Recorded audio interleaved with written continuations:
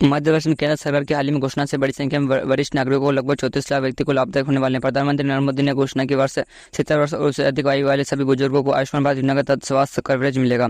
मंगलवार को शुरू हुए इस वाले उद्देश्य वृद्ध लोगों को उनके आय से स्तर पर परिवार के बिना स्वास्थ्य सुरक्षा प्रदान करना। इस रोल आउट में 70 वर्ष और उससे अधिक आयुष वरिष्ठ नागरिकों को आयुष्मान योजना के तहत 5 लाख रुपए की व्यक्तिगत स्वास्थ्य कवरेज हकदार मिलेंगे।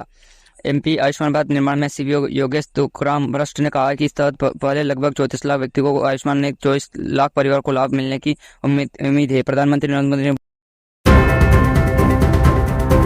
मध्य प्रदेश में कांग्रेस की नई कार्यकारिणी की सूची आने के बाद पार्टी में बवाल मच चुका है। कुछ नेता तो लिस्ट से खुश नहीं और अपनी नाराजगी जाहिर कर रहे हैं। इस वजह से पार्टी में दूसरी सूची जारी करनी पड़ी है। कांग्रेस को 30 अक्टूबर को अपनी प्रदेश कार्यकारिणी की पहली सूची जारी की, जिसमें 197 नेताओं को जगह की गई थी। लेकिन इसी लिस्ट को लेकर पार्टी के अंदर ही विरोधी स्वर उठने लगे। पार्टी के वरिष्ठ नेता और पूर्व नेता प्रत्युष अजय सिंह ने तो ये तक कह दिया कि पार्टी को बदहाल करने वाले लोगों को कार्यकारिणी में शामिल किया गया है। इसके बाद कांग्रेस ने मंगल को रात 2 पदाधिकारियों को एक सूची जारी की। इसकी दूसरी लिस्ट में 25 सदस्य वाली राजनीतिक मामलों के कमेटी में 5 सदस्य वाली अनुशासन समिति और 24 सचिव और 6 मध्य प्रदेश कांग्रेस के अंदर खटमट शुरू हो गई है। अजय सिंह सवाल उठाने जाने के बाद मध्य प्रदेश अध्यक्ष जगदीप धनखड़ ने फिर से अपनी टीम का विस्तार किया है। इस टीम में कमलनाथ के बेटे नकुलनाथ भी एंट्री हुई है। वही कांग्रेस के सीनियर नेता अजय सिंह राहुल के सवाल उठा जाने के बाद एमपी सरकार के मंत्री ईश्वर सागर ने तंज कसाए के साथ ही कहा कि क्या पर्दे के पीछे कमलनाथ और दिग्विजय सिंह क्या है। अजय सिंह ने सवाल पर मंत्री विश्वनाथ सागर ने निशाना साधते हुए कहा कि ईमानदारी कार्यकर्ताओं का अपमान करना कांग्रेस की पुरानी परंपरा। उन्होंने कहा कि वायनाडा में प्रियंका गांधी के नामांकन के दौरान कांग्रेस अध्यक्ष खड़गे को अपमानित किया गया था। कांग्रेस में जो जमीन पर काम करता है उनका ये छतरपुर दिवाली पर पटाखा छोड़ने को लेकर कई लोग सवाल उठा रहे। साथ ही प्रदूषण की वजह से पटाखा नहीं छोड़ने की सलाह दे रहे हैं। इसके लेकर बागेश्वर धाम के पीठाधीश धीरेन्द्र शास्त्री ने कड़क तेवर दिखाया। उन्होंने कहा कि हम दो पक्षी बात करने वाले लोगों पर तुलित बम रखते हैं। बागेश्वर धाम ने कहा कि लोग जमकर दिवाली पटाखे फोड़ें। बाबा बागेश्वर ने पहले लोगों को दिवाली की शुभकामनाएं दी। उसके बाद कहा कि दीपावली को अच्छे से मनाओ। पटाखों को लेकर उठी रहे सवाल पर बागेश्वर धाम बाबा ने कहा कि देश का दुर्लभ। उन्होंने कहा कि जब हिंदू धर्म की बात आती है तो उनके त्योहार पर लोग सवाल उठाने लगते हैं। कभी कानून की बात होने लगती है तो कभी रोकने लगती है। इसके साथ ही धीरेन्द्र शास्त्री ने कहा कि हमने कल ही मध्य प्रदेश के कैबिनेट मंत्री कैलाश विजयवर्गीय ने मंगलवार को धनतेरस के अवसर पर अपने गृह नगर में स्थित अपनी पुश्तैनी किराना दुकान पर ग्राहकों को राशन भेजा। विजयवर्गीय हर साल इस शुभ अवसर पर राशन बेचने की परंपरा का पालन करते हैं। मीडिया से बात करते हुए मंत्री विजयवर्गीय ने कहा कि यह मेरे पुश्तैनी दुकान है। मेरे पिताजी ये दुकान शुरू की थी और दूध, चाय, गुड़, चीनी आदि से बेचते थे। लोग ज्यादातर गुड़ से बनी चाय पीते थे। धीरे धीरे ग्राहकों की मांग बढ़ी, जिसके बाद हमने दुकान का विस्तार किया और आज ये बड़ी दुकान बन गई है। भाजपा के सबसे वरिष्ठ नेताओं में से एक विजयवर्गीय ने कहा कि मुझे यह कहते हुए गर्व हो रहा है कि अब हमारे ग्राहक तीसरी पीढ़ी के हैं। जब मध्य प्रदेश में इंदौर उज्जैन के बीच 6 लाइन रोड प्रोजेक्ट के 3000 पेड़ काटने के बिजली के खंभ ट्रांसफर शिफ्ट करने की प्रक्रिया शुरू कर दी गई है। एमपी रोड डेवलपमेंट कॉर्पोरेशन एमपीडीआई इस परियोजना का ठेका लेने वाली एजेंसी के पेड़ों को निगरानी का कार्य पूरा कर रखा है और जो संबंधित जिलों के कलेक्टर से इन पेड़ों को काटने की अनुमति मांगी गई है। बिजली खंभों को ट्रांसफर की शिफ्ट के लिए यह प्रक्रिया मानी जा रही है। नवंबर दिसंबर तक कार्य की गति देने की योजना है ताकि प्रोजेक्ट का काम निर्माण सही शुरू किया जा सके। यह हाईवे इंदौर के हरिबिंदा अस्पताल से उज्जैन के हाई प्राइड ब्रिज 55 किलोमीटर की लंबाई में बनेगा, जिसका उद्देश्य दोनों शहरों के बीच यातायात की रफ्तार को इंदौर के हीरानगर थाने के कांग्रेस के वार्ड क्रमांक 22 के पार्षद राजू भदौरिया के खिलाफ महिलाओं के साथ अभद्र व्यवहार का जाने से मारने की धमकी देने के आरोप में केस दर्ज किया गया है। शिकायत के रेखा कुमावत का कहना है कि वे अपने घर के बाहर पड़ोसियों के साथ खड़ी थी, तभी पार्षद राजू भदौरिया वहां आए तो भाषा का इस्तेमाल किया। उन्होंने आसपास के बने मकानों को तोड़वाने की धमकी दी, जिससे जब महिला ने विरोध किया तो पार्षद मारपीट कर उतर गया। हीरानगर पुलिस ने इस मामले के भदौरिया के खिलाफ धारा 296 और 351(1) के तहत केस दर्ज किया है। यह पहली बार नहीं है जब भदौरिया के खिलाफ मामला दर्ज हुआ है। इसके पहले भी उन पर हत्या के प्रयास का मध्य प्रदेश सरकारी नौकरी की तलाश कर रहे युवकों के लिए एक गुड न्यूज सामने आई। ऊर्जा विभाग में 4000 से ज्यादा पदों पर भर्ती निकलने वाली, जबकि तलाश में जुड़ने युवाओं को इसके लिए लंबा इंतजार नहीं करना पड़ेगा। दरअसल 1 महीने के अंतर विज्ञापन निकालने के आदेश दिए गए, साथ ही 3 महीने के भीतर प्रक्रिया शुरू करने के निर्देश दिए गए हैं। बता दें कि ऊर्जा विभाग द्वारा एमपी के पश्चिम विद्युत वितरण इंदौर में को भर्ती के लिए नोडल कंपनी के तौर पर नियुक्त किया गया। इस कंपनी में अन्य सभी कंपनियों के साथ बैठक करके लगभग 4300 सरकारी पोस्ट के भर्ती प्रक्रिया का काम शुरू कर दिया गया। पश्चिम क्षेत्र कंपनी के प्रबंधक दिनेश रजन सिंह ने बताया पश्चिम और पूर्व क्षेत्र कंपनी में 1400 से 14 पदों पर देश भर में 31 अक्टूबर को गुरुवार को दीपावली का पर्व मनाया जाएगा, लेकिन मध्य प्रदेश के मंडला जिले का एक गांव ऐसा भी जहां लोगों को त्योहार का एक दिन पहले मनाना पड़ता है। यहाँ हर घर में दीपक जलेंगे, आदि आतिशबाजी होगी, गल लगे लगाकर एक दूसरे को दीपावली की बधाई देंगे। लेकिन ये सब होगा कि दीपावली से एक दिन पहले यानी आज शाम को गोमा गांव ब्लॉक में 40 किलोमीटर दूर एक ऐसा गाँव जहाँ सिर्फ दिवाली ही नहीं बल्कि हर प्रमुख त्योहार की खुशियां एक दिन पहले मनाई जाती है। इस तरह लोगों का मानना है कि अगर वो इसका पालन नहीं करते तो उनके गाँव में विपत्ति आ जाएगी। हम बता करते हैं कि जिसमें स्थित 900 लोगों की आबादी वाले ग्राम पंचायत धनगांव की जैसे इस बार देश भर में 31 छिंदवाड़ा में रबी सीजन में 7 लाख हेक्टेयर में 15 नवंबर को खेतों में सिंचाई होगी। मंगलवार को जिला जल उपयोगिताओं समिति की बैठक में निर्णय लिया गया।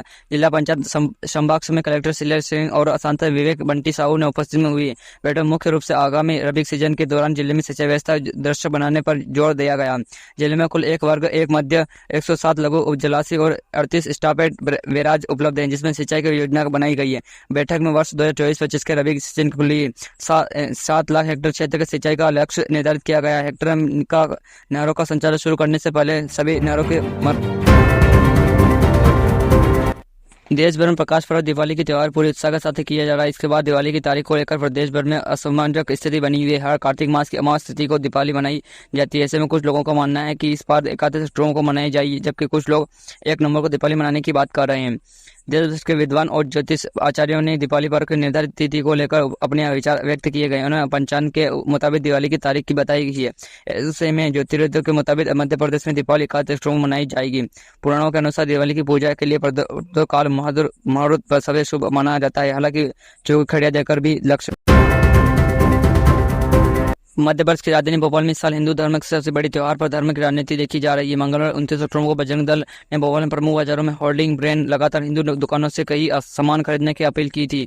अब इसी कड़ी में संस्कृत बचाओ मंच भी भोपाल में पोस्ट पेमेंट और सेक्टर आदि लगाकर ग्राहकों से एक और अपील कर रहे हैं।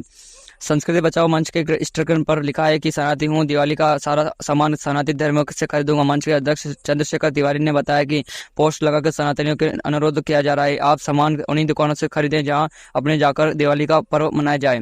इधर मंगलवार को बजरंग कार्यकर्ता द्वारा भोपाल एमपी के सीएम डॉक्टर मोदी ने कहा कि मुझे प्रसन्न है कि मध्य प्रदेश के देश का फूड बास्केट या अन्य से संपन्न देश है जो सोयाबीन प्रदेश भी है, ये स्वच्छ और हीरा प्रदेश जो टाइगर और चीता प्रदेश भी। उन्होंने कहा कि एक तरफ दीप उत्सव है तो दूसरी तरफ राज्य उत्सव है। मध्य प्रदेश के 79वीं स्थापना दिवस पर लाल परेड मैदान भोपाल में आयोजित समारोह में मुख्यमंत्री के रूप में शामिल मुख्यमंत्री डॉक्टर मोदी ने प्रदेशवासियों को बधाई देती। उन्होंने कहा है कि हमारा मध्य प्रदेश विविधता और से भरा हुआ है। प्रदेश का एक वैभवशाली और गौरवशाली इतिहास है जिसका उल्लेख हमारे पुराणों में लिखा है। हमें गर्व है कि हम प्रदेश के निवासी हैं। उन्होंने कहा कि ये खुद सुख सहयोग है। एक तरफ दीपोत्सव का आयोजन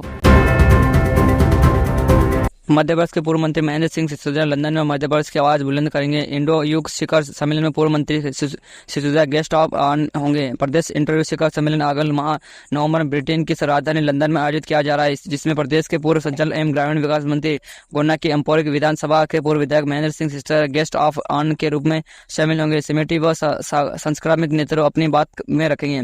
बता दें कि कामवास लंदन आदि शंकर वैदिक यूनिवर्सिटी नीदरलैंड और इंटरनेशनल बुक ऑफ आने के सहयोग से अपना तीसरा इंटरयुग शिखर सम्मेलन आयोजित करने जा रही है।